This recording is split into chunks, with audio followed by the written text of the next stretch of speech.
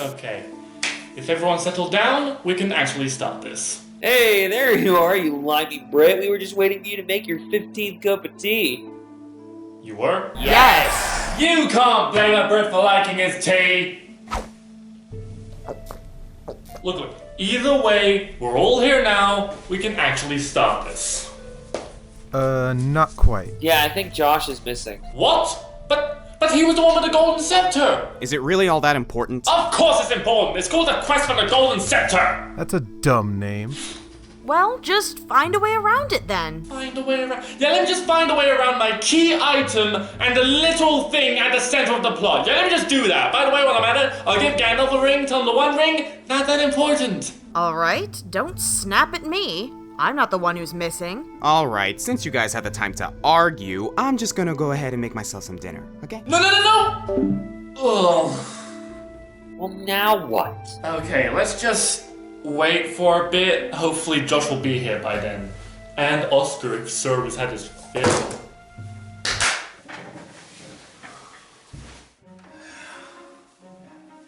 D&D is fun and all, but bloody hell if it isn't a hassle to organize. Gotta have the same people, on the same schedule, meet up on a regular basis. Spend hours making character sheets, planning out adventures, different scenarios for players who will almost always go against your plot. D&D at one point isn't a game, it's a way of life.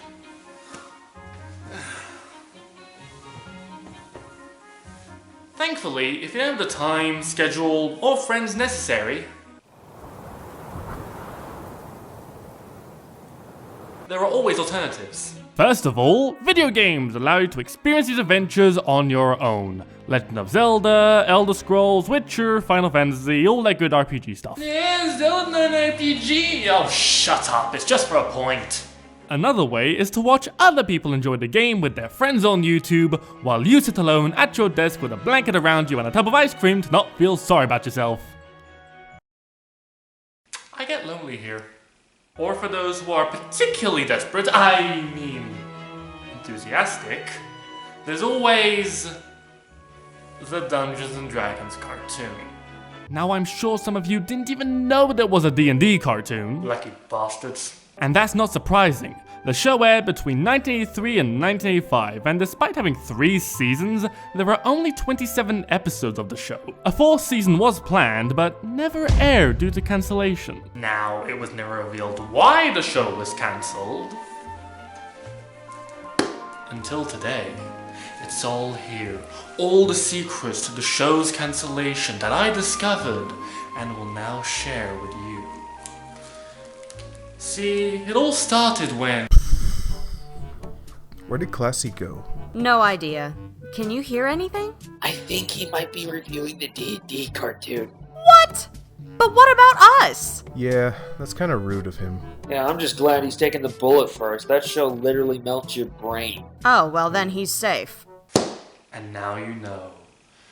Ooh, sends a shiver up your spine, doesn't it? Well, while I'm waiting for those two to get here and seeing as there is nothing better to do, Excuse you? why don't we take a look at the first episode of this series and see if it does its job of tantalizing the viewers to check out the rest. Let's take a look. So this episode, The Night to Know Tomorrow, starts off with a group of kids dressed up in Halloween costumes climbing a mountain in the middle of nowhere. Oh, and they also have a unicorn that bleats like a goat. And that's a new record. 5 seconds in, and I'm already lost. No, seriously. I think you kinda skipped a few steps. Like the entire foundation of the story. Who are they? What are they doing? Why are they there? When is this? Where are they? You are literally missing the 5 W's. All of that is kind of useful for the viewer to, you know, understand anything. Ugh, must be one of those old TV shows where the intro explains everything. Rewind. Okay, so 6 kids go on a roller coaster that's themed around D&D. They go in a tunnel, get teleported into a new world with weird clothes, are attacked by a 5-headed dragon. Nope, still lost. Okay. Third time's the charm. So 6 kids, parallel world, evil dragon, where suddenly an old man called the Dungeon Master appears and grants the children magical powers and classes. You have the Ranger, Wizard, Barbarian, Thief, Cavalier, And Acrobat. Acrobat. Was that in a class back then?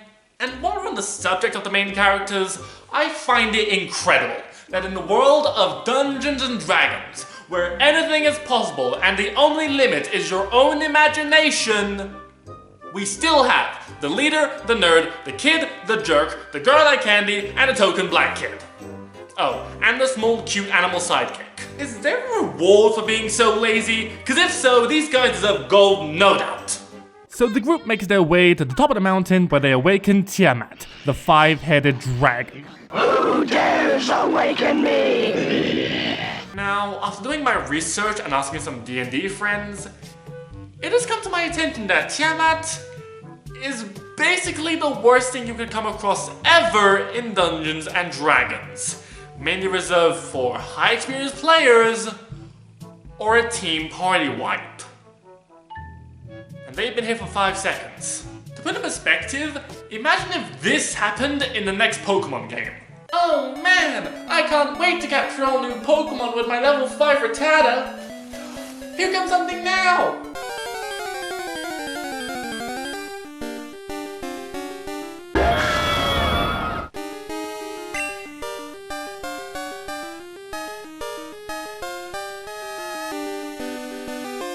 I'm getting back to school. The heroes manage to trap Tiamat for now, kind of easily might I add, as they come across the old man from before. The Dungeon Master tells them to go north where all will be revealed, but they have to watch out for the main villain of the series, Venger. Pretty up there when it comes to characters who couldn't be good if they wanted to. Right next to Diabolico. But Venger is tricky and has the ability to shapeshift, so how will they recognize him? You shall know his newest face by his white hair. Beware, young adventurers. Wait, Dungeon Master, you can't just leave us to...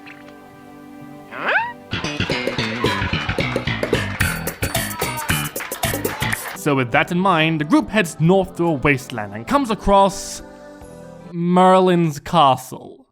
Yes, I am talking about King Arthur's Merlin. Their DM is amazing. Are you serious? Merlin? Hey. I know what I'm doing, okay? Just trust me. Merlin tells you to go find one of his pupils, a certain Gandalf the Grey. You proceed to... Hello? Hello? So they climb up a ladder, get across the moat of nothingness, and meet the magician himself, and... That's Venger. That is completely Venger. That's the white hair, that's Venger. Look, he has white hair. Would that I did, young lady. I am a great magician, but the one thing I cannot do is grow hair. That doesn't matter. That's white hair, that's Venger. Sorry, Merlin. We were warned that an enemy of ours... Just ask him about getting us home. They're gonna spend the whole episode figuring that one out, aren't they? Yep. Why couldn't Dungeon Master just say... Beware of the one with the white hair. Oh, also if you come across Merlin, stay away from that guy. That's Venger in a heartbeat. So after discussing a bit more over how much this is really Merlin and trying to figure out a way to get back home, the gang are once again attacked by Tiamat. And okay, how did no one hear the 50-foot, 50-ton dragon heading towards them? Last time her footsteps made earthquakes, and now she can sneak up on them? After a few moments of running, dodging, and more running, they manage to trick Tiamat into the castle dungeon, essentially now having Dungeons and Dragons. Roll credits. Oh, Merlin, here's your rabbit. Thank you, my child. But it's not a rabbit, it's a hare. A white hare. He just said it. He just said it was a white hair. Clear as day. He just said that was a white hair. You saved an old magician's life. Anybody? Anyone going to react to that one? He just said it was a white hair. He didn't say it was a hare. He didn't say it wasn't a rabbit. He specifically said, and I quote, that was a white hair. White hair. Why is no one reacting to this? He said it was a white hair. Everyone's at the goddamn Did anyone else hear that? Oh, dude, I think he said the part with the white hair. Well, we're gonna be here a while. Okay, I'm back. What did I miss? Classy's complaining about the white hair in the D&D cartoon. Oh, we're gonna be here for a while. That's what I said. I can't believe he's still going. White hair! White hair! Is anyone going to pick up on this? Listen, if Merlin's not gonna help us get home, I say we shove off for that Helix place, huh? How do you people remember to breathe? So, Merlin asked the nerd I know he has a name, but he's just a nerd of the group, no point denying it. if he wishes to become his pupil on the sole condition that he stays with him forever. The gang wait outside for his response. You don't think Presto would stay with Merlin, do you? No way! Presto would never leave us. Farewell. Your friend has decided to stay and become my apprentice. While the rest of the team head off to the nearest village, Nerd Stereotype looks around in Merlin's spellbook and finds a spell that could get them all back home. He concocts it, only to realize all it does was release all the dragons that were sealed away by Merlin 1,000 years ago. Oops. He tries to tell Merlin the bad news, but... You know me as Venger. Oh no! Congratulations, good sir! You are a complete moron! Come collect your prize, the dunce cap of shame!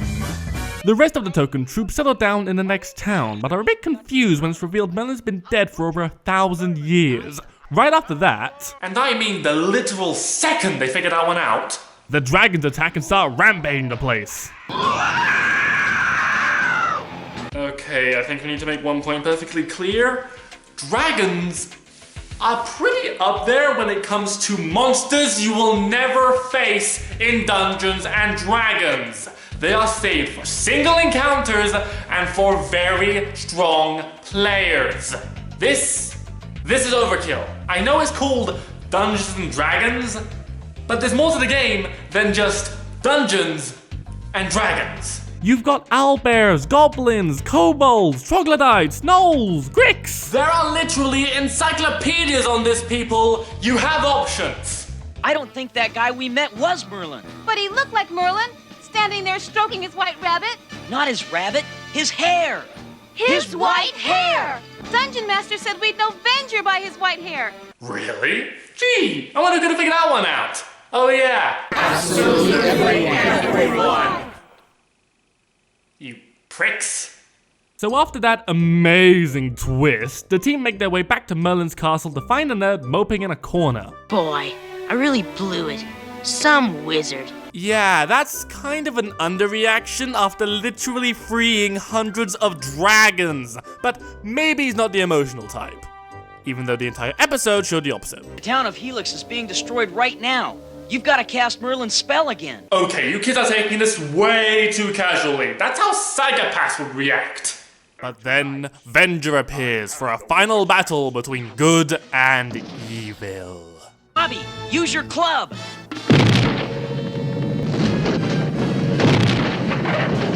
Hey, I got him! That won't hold him long. Our villain, ladies and gentlemen. The team realizes they are no match for Venger after that incredible display of power, so they split up into two different groups. The leader and the nerd will try to reproduce Merlin's sealing spell, while the others distract Venger. So the two make it to the potions room and... This game is ended. What part of the plan did the others not understand? No, they remembered the only thing Venger feared was Tiamat. So naturally, when you have an overabundance of dragons and a sorcerer who wants to destroy the world, you let loose a 5-headed dragon goddess and let her join the party. A perfectly rational plan. Either that or bury him under some books. That seems to be a flawless tactic in this world. So, for some weird reason, Tiamat scares away Venger and doesn't destroy the ones who locked her up. Twice. I would have definitely put Evil Dragon Goddess as someone who holds a grudge. The nerd is able to cast a sealing spell and the day is saved. And that was the first episode of Dungeons and Dragons. And I think I now know the real reason why it was cancelled. Because it sucked. Not only does it suck as a D&D cartoon, but as a cartoon in general. The characters are bland, the story goes nowhere, the villain is excruciatingly terrible, there is no world building at all, and the pacing is non-existent. Everything happens so fast you don't have time to appreciate what's on screen. If there's a problem, the solution arrives almost instantly. Just watch this. I haven't edited this part. Well, according to these signs, it should be right here. I don't get it. I do. We forgot to look up. Wow! He lives in a castle in the sky? Where'd you expect Merlin to live? Well, before Merlin can help us get home, someone's gonna have to help us get to Merlin. Hey, look! A ladder! Everyone, follow me! And I know I spoke about this before, but this really grinds my gears. For a show about Dungeons and Dragons, the lack of imagination here is baffling. To find the same stereotypical group of kids, in the same boring plotline, with the same boring villain, in the same boring world, when normally anything can happen, the wasted potential here literally hurts to see. And the monsters, there are just so many more monsters we could have seen a proper representation of. I've seen the next few episodes, it's the same thing. Dungeons and Dragons and Dungeons and Dragons, there is so much more to the game than that. I can't list them all off, it would take way too long. So you know what? I'm just gonna have to sing them.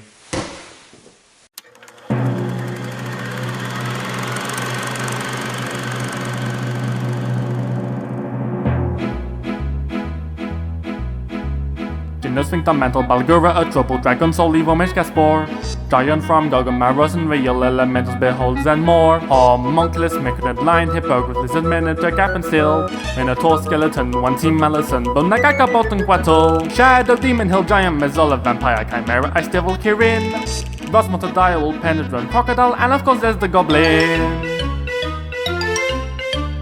Lemur and Quipper and Velas, Raptor and Seahorse, yes it is real. Troglodyte, Camine, Great Fairy, Dragon, Octopus, Dragon, and Seal. Pixie Eyes, Green, High Shadow, Massive Lucrota, Mummy, Hellhound. Deinonychus, Plesiosaurus, Incubus, Gorgon, and Second Year Pound. There's Flyers, Nate, Giant Bat, Windwolf, Nilbugger, Harpy, Scarecrow, and Ogre. All forms like Pegasus, Oregon, Polar Bear, Grotapus, Spooky Spectre. Scorpion, Tiny Trot, Mammoth, Losaurus, Mammoth, Duckling, and a Knoll. Vega, Pemia, Grotoa, a Big Anaconda, and Zombie Duckling, and a Troll. Lava, Mythic, Bubba, Fire, Snake, Baron, Select, Devourer, Sea Hag.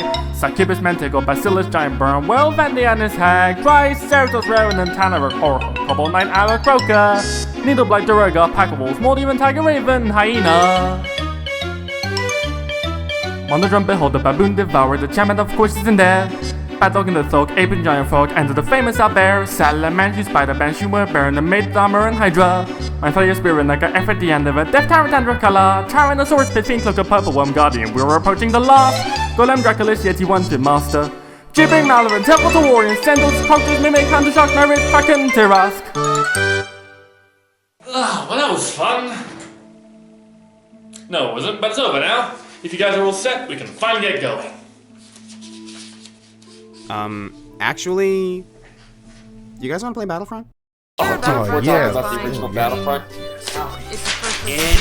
Oh my god, I love I don't know Battlefront. I'm sorry. I'm a bad Space Battle? Yeah. I call the Empire. No, wait. Here we go for another year of this, folks. I call Dude, the I got like all the heroes. It's like the. Ah, man.